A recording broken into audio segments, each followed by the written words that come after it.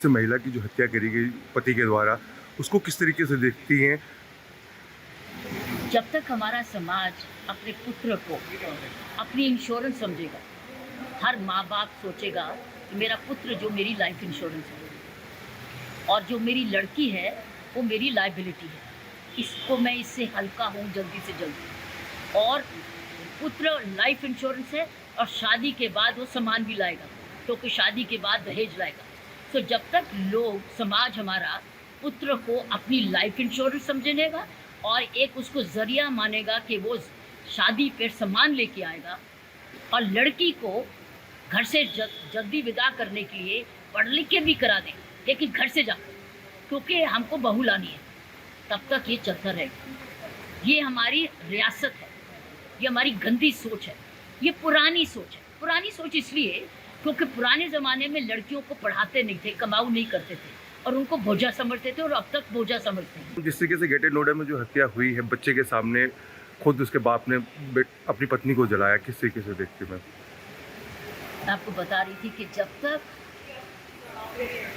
हमारे भारतीय माँ बाप बेटे को उसका अपनी लाइफ इंश्योरेंस समझेंगे, बुढ़ापे का सहारा, कमाऊ सहारा और दहेज लाने वाला सहारा, कमी दूर करने वाली सहारा, तब तक लड़कियों को विदा करेंगे, पढ़ लिख के करें या ऐसे ही करें, ताकि वो घर से बोझा निकल जाए, ताकि बहू आए और वो दहेज लेके आए और इसको कुछ भी दे के भेजो। कोई ज़्यादा देता है, कोई कम देता है, लेकिन आने वाला जो है वो तो उसको कमाऊ समझ रहे थे।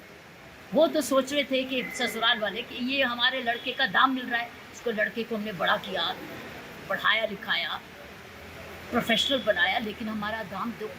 तो वो बहू से दाम मांगते हैं। ये हमारी सोच है, ये हमारे भारतीय सोच है, और सोच ये पक्की होती रहती है हर शादी में कि जब जब पूजा पाठ होता है तो एक ही बात उस लड़की को बोली जाती है कि अब तू अपना मायका भूल जा, तेरा अब घर वो है, ये वाला घर नहीं है। तो उसको क्या कहा जाता है, जिस घर में तू पली बुढ़ी प्यार से भरी, अब ये तेरा घर नहीं है, अब तेरा दूसरा घर है। लेकिन दूसरा घर बनाते बनाते वो तो मकान है। प्यार मिल गया तो घर बन गया, नहीं मिला तो मार पिटाई हुई, क्योंकि दहेज मांगते रहते। क्योंकि ये हमारी सोच है कि लड़का तो हमारा लाइफ इंश्योरेंस है, तो लाइफ इंश्योरेंस तो जारी रहेगी, बहू के आने से प्रॉपर्टी आएगी। यही हुआ। इसमें एक नहीं दो बेटियों को एक ही घर में भेज दिया गया। क्यों सोचते हो कि ये अच्छा दोनों सुरक्षित रहेंगी, लेकिन दोनों पिट रही हैं और दोनों माँ बाप को बता रही हैं कि हम पिट रहे हैं, दोनों से दहेज मांग रहे हैं उनके लिए, और ये दही जा रहे हैं। गलती किसकी, कसूर किसका? ये माँ बाप का। ये माँ बाप का कि जो उसकी भूख पूरी कर ही नहीं रहे, देते जा रहे दे, और वो पिट भी रही है, और ये भी बता रही है कि हम तो जो कमाते हैं वो भी हमसे खींच लेते हैं, और रात को घर अगर टाइम से नहीं आता और गलती गलत आदतें करता है, पूछे तो और पिटता है। देखो, जब तक हम घर में बहू लाएंगे एक बेटी समझ के नहीं, लेकिन एक नौकरानी, नर्स, बेटा पैदा करने वाली, जायदाद लेके आने वाली, तो वो अगर पूरी नहीं होगी ये चारों चीज़ें, वो पिटेगी। शिकायत करे या ना करे, ये उसकी हिम्मत। और होता क्या है, ये शिकायत नहीं करती। क्यों? क्योंकि कौन सा मकान में जाए, मकान तो पिच गया। घर माँ बाप ने तो कह दिया अब तू दूसरी जगह जा, अर्थी होएगी तो आएगी, तो डोली तेरी चलेगी। ये बोले जाते शब्द। तो ये जब तक हमारी भाषा नहीं चेंज होगी, हमारी सोच नहीं चेंज होगी, हम अपनी लड़की को अपना उसका घर है, ये नहीं शादी करना चाहती तो उसकी मर्जी, नहीं करनी। और अगर दहेज मांगती तो नहीं करनी। क्यों? क्योंकि लड़की बोझा है, और वो सोचते हैं कि अब हमारे लड़के की शादी जब होनी है तो घर जब बहू आएगी तो बहू भी कह सकती है कि मैं उस घर में नहीं आऊँगी जहाँ लड़की पहले रह रही है। सी, बहुत कॉम्प्लिकेटेड है। तो जब तक हमने अपनी लड़की और लड़कों को बराबर जैसा स्थिति नहीं देंगे, उनका परवरिश नहीं करेंगे, लड़की को भी लायक बनाएंगे, कमाऊ बनाए, और लड़की को भी अपनी लाइफ इंश्योरेंस बनाएंगे।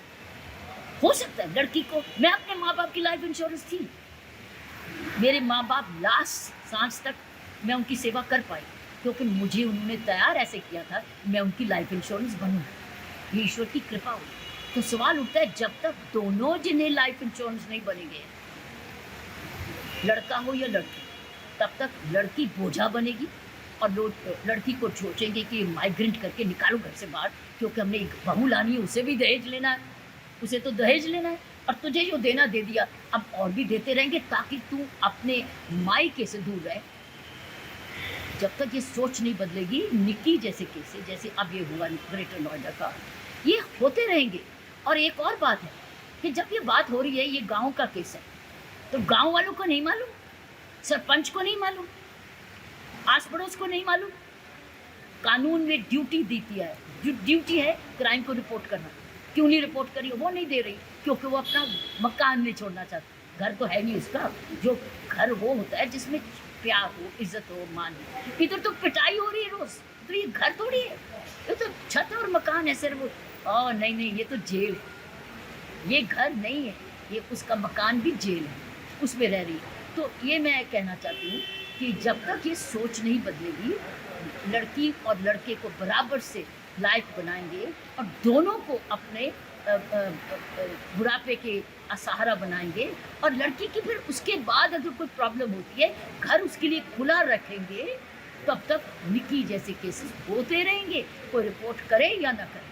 और पुलिस को भी रिपोर्ट नहीं करते, जबकि कानूनी कर्तव्य है ऐसे। तो ये सरपंच का भी काम है, पंचों का भी काम है। और तो गांव-गांव में अब तो सरपंच महिलाएं हैं, वो क्या रोल प्ले कर रही हैं, उनको नहीं मालूम कि क्या हो रहा है यहाँ पर। सो मैं, और हाँ, अगर अर्बन एरिया है तो रेजिडेंट वेलफेयर एसोसिएशन, क्या RWA को नहीं मालूम किसी को कि इधर क्या हो रहा है, या नहीं पता? तो मैं समझती हूँ, ना कोई पुलिस को रिपोर्ट करे, ना कोई ना उसके माँ बाप उसको ले, तो वो क्या है, तो वो जलाते क्योंकि ये भूखे लोग हैं, दरिंदे हैं, ये दरिंदे हैं। इन्होंने अपने लड़के को इसीलिए पाला है ताकि एक दिन नौकरानी आएगी, नर्स बन के आएगी, एक पैदा करेगी, लड़का पैदा करेगी, और साथ में हमारे सारा चौका भी करेगी, और कमा के भी शायद लाएगी, और पैसे भी हमें देगी।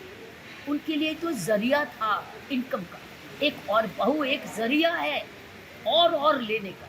ये सोच जब तक नहीं बदलेगी, अपनी बेटी और परवरिश की तरफ, लड़के हो या लड़की। और दूसरी बात, शिक्षा में क्यों नहीं मानसिक शिक्षा देते? एक मानवता की शिक्षा, इंसानियत की शिक्षा, जिंदगी में दूसरे की इज्जत करने की शिक्षा, शांति रखने की।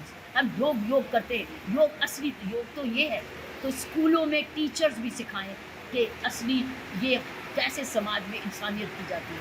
तो ये बहुत सारी चीज़ें मैं बता रही हूँ, ये नहीं दूर होने वाली जब तक पुरानी पीढ़ियाँ यहाँ से जिक्र चली नहीं जाएंगी। ये जो पुरानी पीढ़ी की सोच है ना, जब तक ये बदलेगी नहीं, 10 साल में, 20 साल में, तब तक निक्की जैसे केसेस होते ही रहेंगे।